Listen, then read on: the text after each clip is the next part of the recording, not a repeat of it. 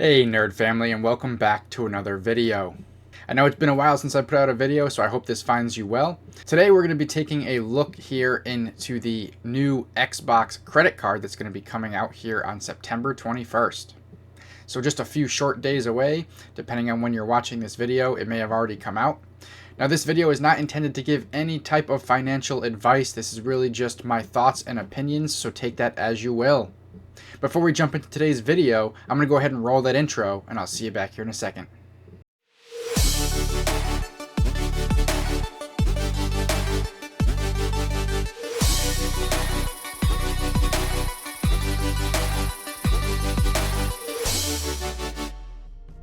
Alright guys, welcome back. I hope everyone out there is staying safe and staying healthy.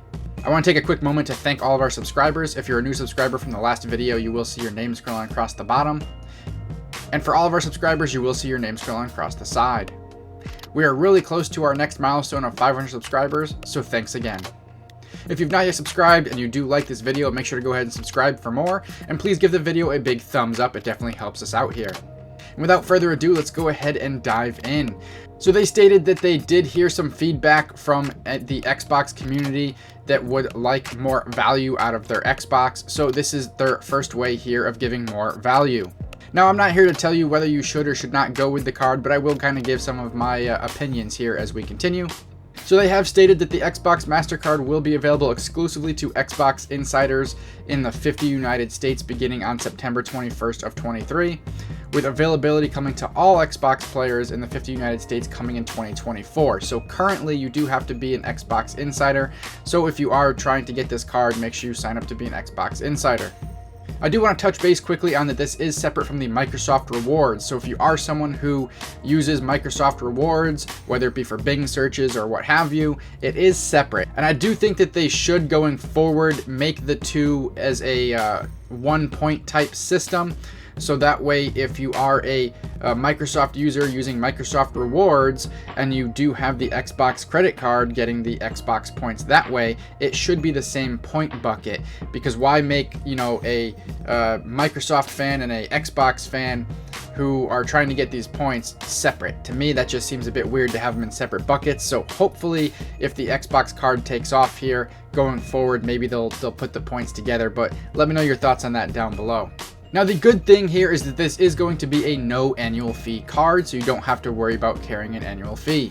The card is going to be issued by Barclay Bank. My personal opinion with Barclay Bank, they do have a lot of cards that are out there for different things, but I don't think that Barclay Bank has the best customer service. Fully my opinion.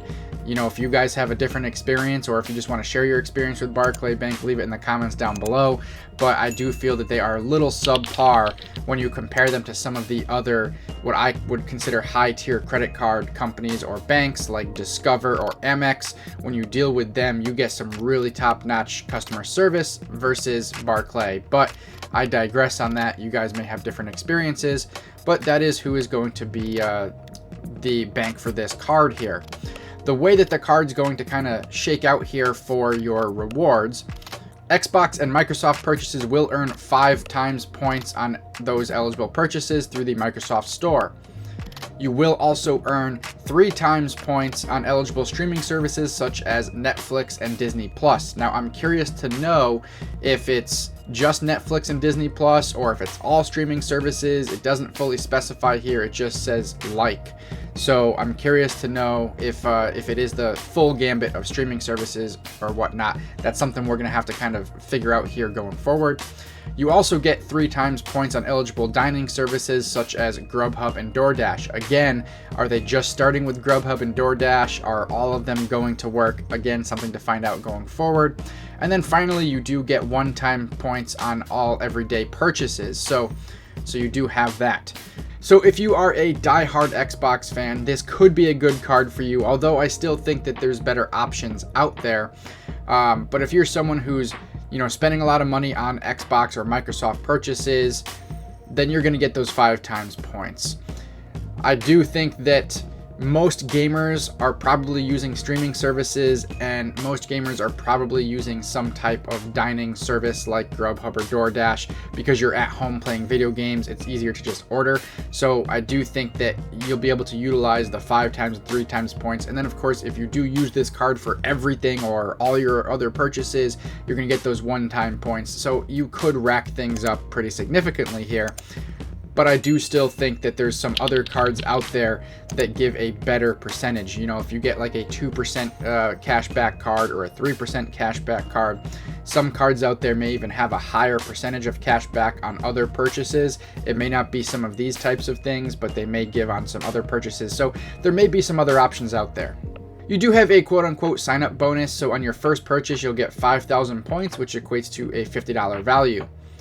You can also get 3 months of Xbox Game Pass Ultimate, but the caveat here is it has to be for new Game Pass members. If you currently subscribe to Game Pass Ultimate, it does say it'll give you the option to gift it to a friend. To me, that's kind of a slap in the face. If you have someone who's already a Game Pass member that wants to get this credit card, they don't get to tack on 3 free months. You have to give it away to someone else. To me, that seems a bit odd. I think that there should be a way that they can just tack on 3 months. If you already have a monthly subscription and you get the credit card, we'll just tack on 3 free months and then my subscription will start again 3 months after. I don't know why they can't do that. To me, that's kind of a slap in the face for people who already have Game Pass. We're already giving you money. We're going to sign up for your credit card, but now we have to gift it. That doesn't sit right with me, but I digress. You will get a choice of 5 iconic designs for your card, and you can personalize it with your gamer tag, so that is kind of cool. I'm going to switch over here and show you. You can kind of see some of them behind me, but I'm going to show you those designs here. So let's switch over here. Alright, so here you can see the 5 iconic designs, and I mean, they do look pretty cool. I will say, I don't know which one I would really go with. Maybe this green front and center one here, I'm not sure. I kind of like this one here, but I'm not really sure I'm digging the pearlescent. I just kind of like the white. I think it'd be cool if like it was like a white card with like a black Xbox logo or something. I mean, that might be kind of cool. You could go with, you know, just like kind of the old school look here, but I don't know, it's some cool designs, and if this card takes off going forward, maybe they'll have some other designs, and it's cool that you get to personalize it with your gamer tag. I will say that's kind of neat. You also have the flexibility to use it as contactless payment and digital wallet. I mean, that's really no biggie. Most cards do that now. You also get free online access to your FICO score. Again, most cards do that now, but if you're someone who doesn't have a credit card, maybe you're, just turned 18 kind of thing or whatever, and you don't have options to your FICO score, you do get it with this. So, that's a little bit of an added bonus, I guess. And then you do have your $0 fraud liability protection. Again, most good credit cards do come with that, so I wouldn't really say that that's a huge selling point here. But that's really going to be the perks of the card. That's kind of where it ends. So if you kind of want to maybe discuss some of the negatives, if we kind of do a pros and cons, if you will. So the first thing I want to touch base on is what they're quoting that the APR rate's going to be. So the APR rate is going to range from 20.99 up to 31.99. Now, I know that across the board on most credit cards, the APR ranges over the past couple years have been going up. So unfortunately, even if you had a card that, used to be 16 or 17%, those have gone up to pretty much near 20 at this point. Some of those lower interest rates just don't exist right now. So at the 20.99, it's not horrible, but I don't think most people are going to get that. Even if you have the best of the best credit scores, most people don't ever get that lowest number. So what I'm saying is you're probably going to get somewhere between 25% and all the way up to that 31.99%. And probably most people are going to be closer to that 31.99. But if you are carrying a significant balance month to month, anywhere from that 25% up to that 31.99%, you're going to have some pretty steep interest payments there. So I definitely would not suggest carrying a balance on this card. And I think that could get some people into some hot water here. And that's where it goes back to potentially having a better, just a regular cash back card, whether it be Discover It or some of the other options that are out there, that gives you a 2 to 3%, maybe a higher percent on certain categories there, but gives you a higher percent with a lower APR. Even if you can score that, 24% APR, I mean, I think that might be a better option for most people.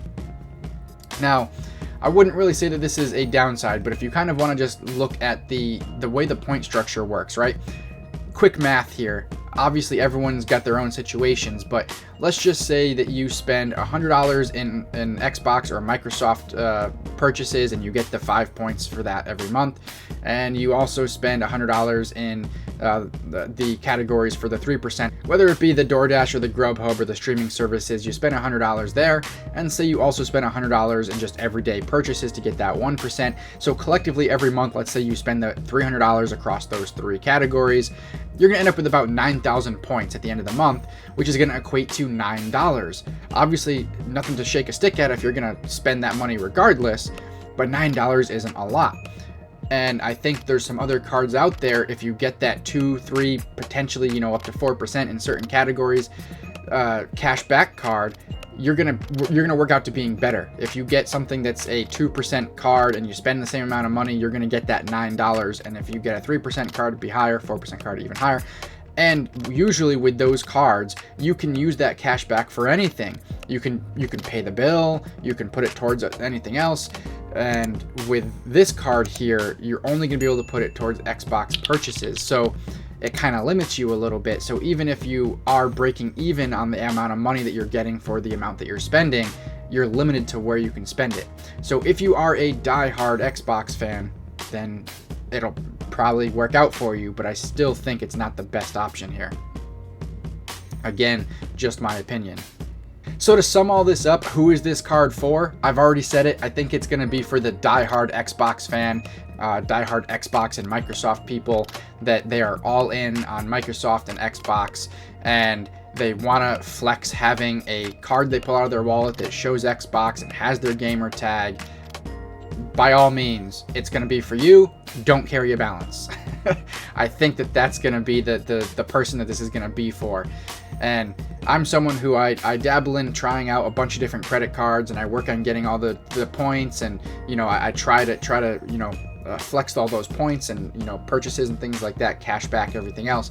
I don't think I'm going to be getting this card. If I do get this card to test it in the future, there'll be a future video for you guys, but I don't think it's going to be for me.